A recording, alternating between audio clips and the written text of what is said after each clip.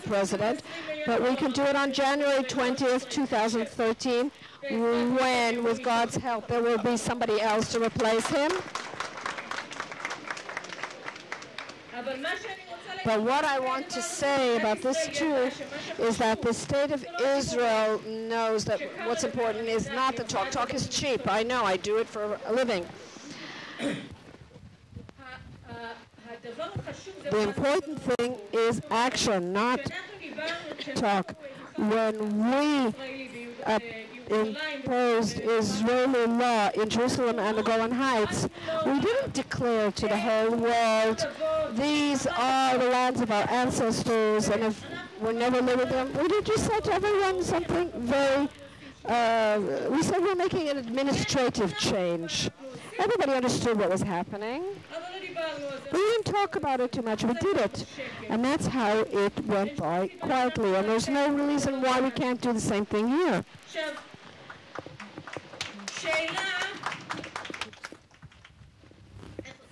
The question is, how do you do it? I disagree with the distinguished Knesset members who are sitting here and who are listening to me so nobly. I think that there is a question of how to do it. Should we do it in stages, or should we do it all at once? Should we not do it at all? So first of all, Eldad is right when he says that the time, unlike what Ben-Gurion said, when I was a kid, I had a poster of the JNF and said that time works either for us or against us, depending on how we use it. So on this matter of Judea and Samaria and the status quo, there is no doubt that this status quo works against us. And every day that we do nothing and don't initiate things, that means that we are accepting the Palestinians' lies that it is their homeland, and that there is a Palestinian culture, this nation that was invented by the KGB in 1967, and so on. When we don't demand our own rights, then we are accepting that it belongs to another nation. And it's not what happens in the UN, it's simply a matter of, if you don't sell your own story, nobody will buy it. And as long as we are, it's like a bicycle. If you don't pedal, you fall down. And I'd like to tell you something about the matter of stages or all at once. It will not go by quietly no matter what we do or how we do it.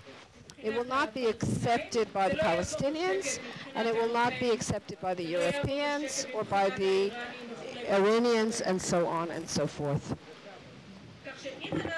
So if we do it in stages, at the first stage, we could say that we want to annex Area C, or even the settlement blocks or whatever. But we'll have to pay a military price, we'll have to pay a diplomatic price, and we'll get half. If we annex everything all at once, so we'll pay the full price and we'll get a full victory.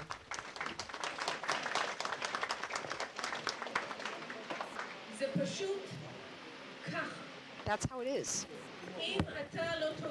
If you don't demand victory, you don't get it. If you don't fight to win, you won't win.